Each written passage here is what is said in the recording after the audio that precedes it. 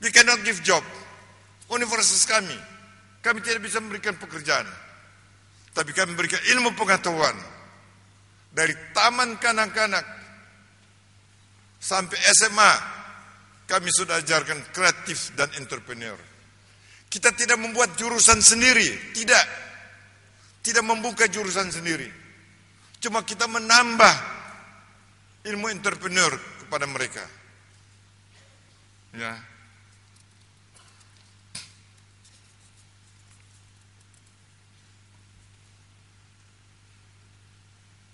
Jadi saudara-saudara, pendidikan entrepreneur untuk generasi muda bangsa Indonesia. Untuk itu kita sudah ketinggalan. Apakah kita mau alon-alon asal kelakon? Apa kita mau bersantai-santai saja? Kalau orang ketinggalan itu harus meloncat ke depan. Oleh karena itu saya usul kita harus berani untuk melakukan lompatan ke depan, apa yang kita sebut quantum leap. Quantum leap, lompatan ke depan, menanggulangi masalah pengangguran dan kemiskinan dan penghinaan dari bangsa yang lain. Untuk itu, kepada Ibu Retno,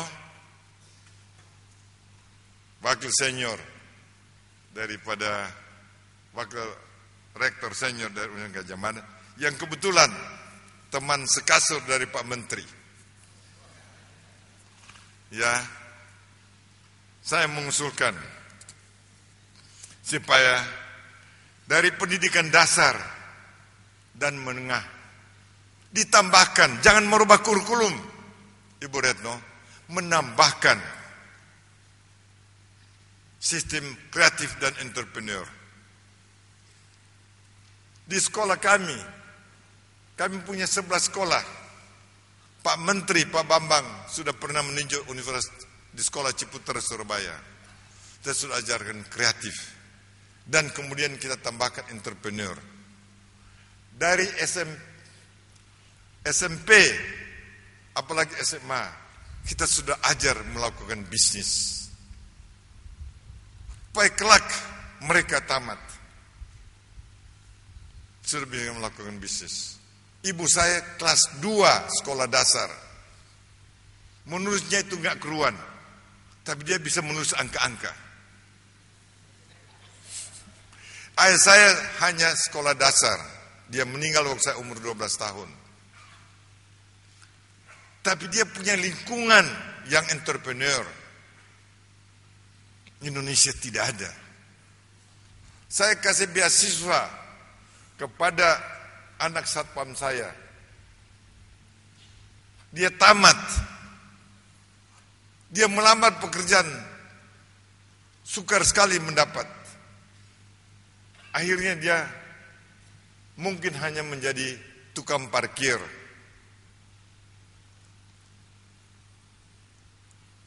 Dia tidak punya kemampuan menjahit, membuat kue, bikin masakan untuk jual, dia pun nggak tahu. Bahkan berbelanja, menjual barang tidak pernah dalam pikiran dia karena dia anak satpam. Karena lingkungan nggak ada. Jadi di mana lingkungan untuk belajar? Harus di sekolah. Quantum leap, melakukan terobosan. Di luar negeri sudah mulai diajarkan, di RC sudah mulai diajarkan.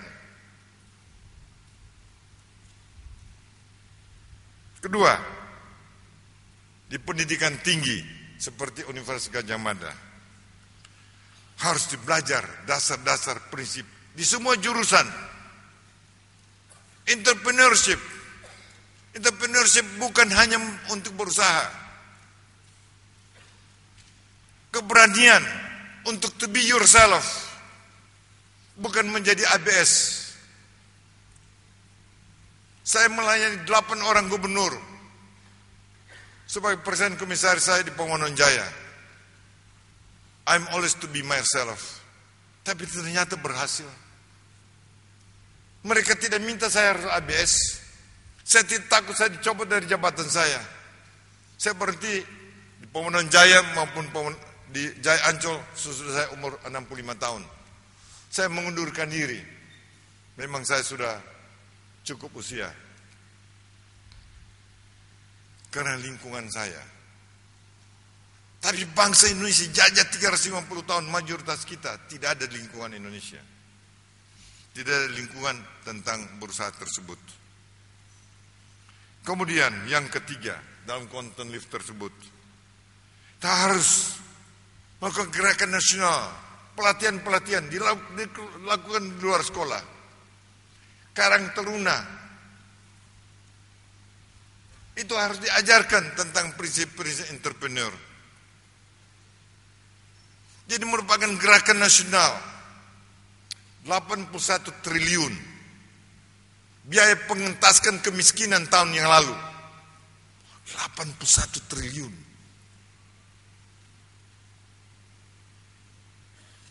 Semua dipakai untuk memberikan ikan dan daging. Tapi tidak berikan sebagai ilmu untuk menangkap ikan dan memelihara ternak tersebut. Kita punya kekayaan komoditis, mineral, dan energi. Dan ini merupakan satu harus melalui pendidikan.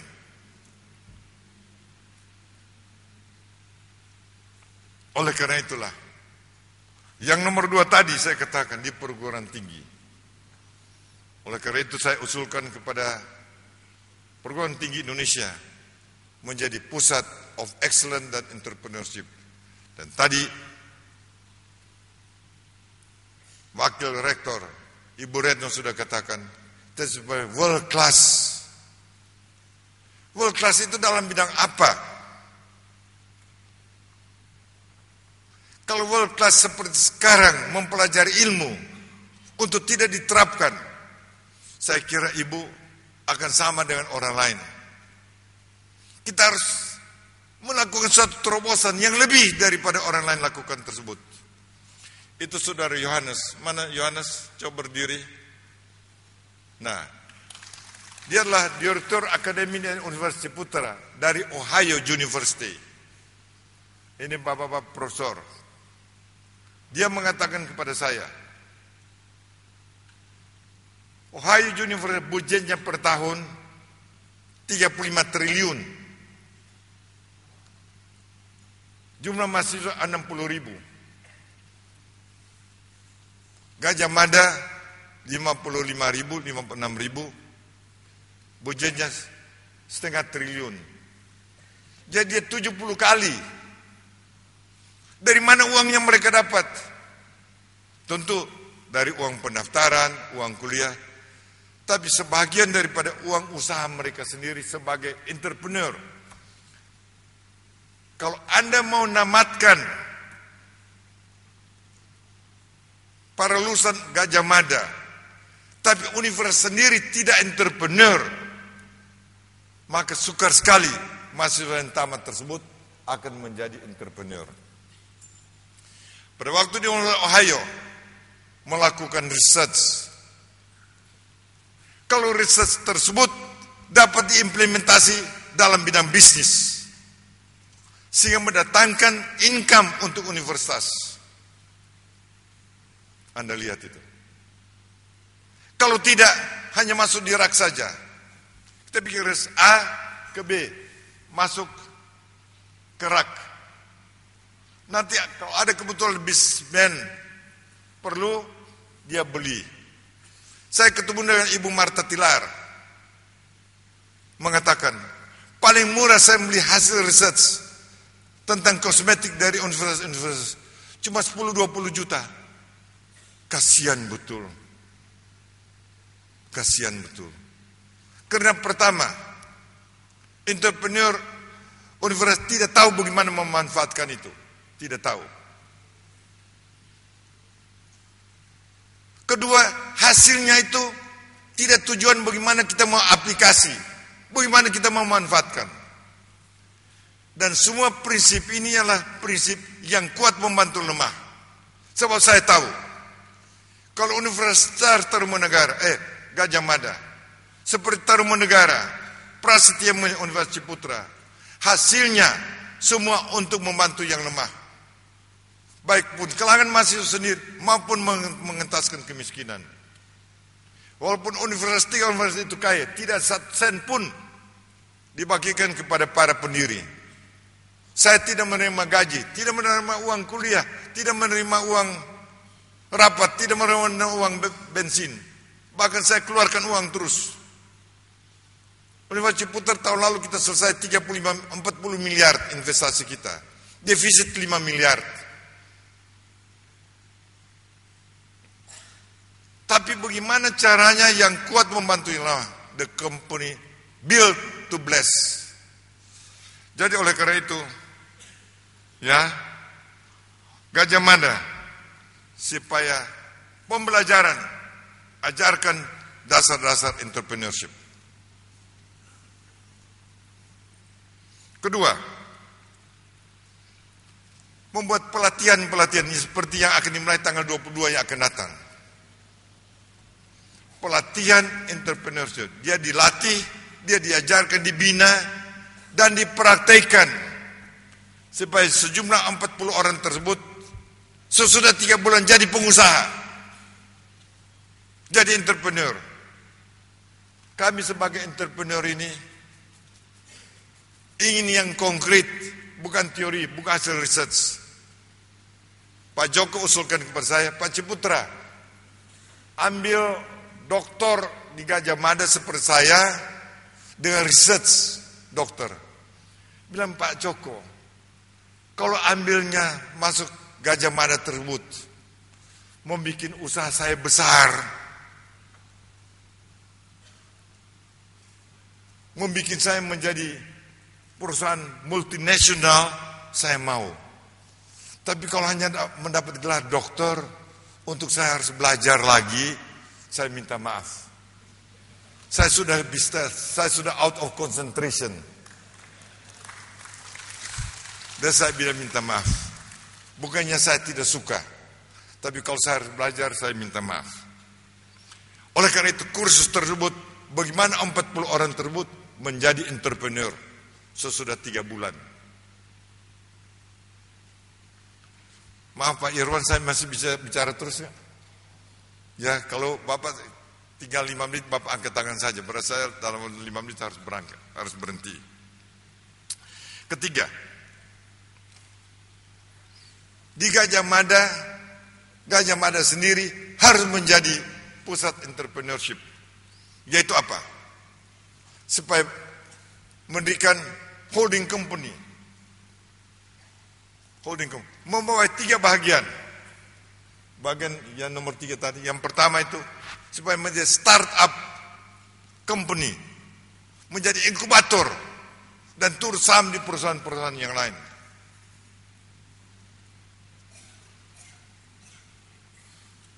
Universitas Ohio mempunyai tanah 3.000 hektar. Sebagai modal dia, Gajah Mada. Berapa tanah Gajah Mada? Tadi malam saya berbincang-bincang dengan satu kelompok, namanya Pondok Ayub. Mereka memelihara sapi, memelihara kambing untuk diperbanyak. Itu mereka menjadi entrepreneur. Sapi tersebut mereka tidak pelihara, tapi orang kampung yang pelihara dengan hasil bagi 2. Returnnya berapa sudah dihitung? IRR, internal rate of return, adalah 18%. Kalau kita kasih deposito di bank, hanya 7%. Jadi ada opportunity. Indonesia butuh daging sapi, butuh susu, punya lahan yang hijau. Toh kita harus impor sapi. Ini kan keterlaluan. Jadi Gajah Mada harus menjadi startup center, menjadi inkubator center. Hasil research mulai dirubah. Anda research mau apa? Kita minta hasil riset Anda bagaimana supaya dapat mengatasi pengangguran dan kemiskinan. Itulah tujuannya. Bukan hanya untuk tumpuk di rak. Kemudian orang lain yang beli, ambil manfaat. Hanya bayar 10-20 juta. Sudah gembira. Bagaimana menjadi kayak Harvard? Harvard kekayaannya Anda tahu berapa? 34 miliar dolar atau 300 triliun. Stanford punya kekayaan berapa banyak? 29 miliar dolar atau kira-kira 25 triliun. Nah, kalau ada angka-angka saya ingat, kalau ada rupiah dan dolar. Sebab itu profesi saya. Ya. Nah, Gajah Mada. Saya nggak tahu kenapa tiba-tiba kuliah umum pertama saya ke Gajah Mada. Ini karena Pak Joko, dan Gajah Mada adalah sumber daripada kejayaan bangsa pada tahun yang lalu. Gajah Mada. Kalau Gajah Mada ingin menciptakan para entrepreneur, dia sendiri harus universitas yang entrepreneur. Harvard, Stanford begitu kaya, bukan kepentingan Majelis Amanat, bukan kepentingan para profesor, semua untuk kejayaan bangsa. Tidak ada yang dibagi dividen. Jangan takut kita menjadi universitas yang kaya. Ya, kalau kita takut berbicara begitu, kita akan tetap melarat. Tapi saya tahu bangsa Indonesia masih berani menjadi kaya. Buktinya di mana? Banyak yang korupsi untuk jadi kaya. Sebagai bukti, mereka sudah berani untuk menjadi kaya. Nah, ketiga, yang keempat, sana keempat saya bilang, juga mendirikan seperti bank pasar, katanya Gajah Mada ada. Mendirikan micro enterprise, seperti Yunus lakukan untuk Bangladesh. Dan yang kelima, mendirikan modal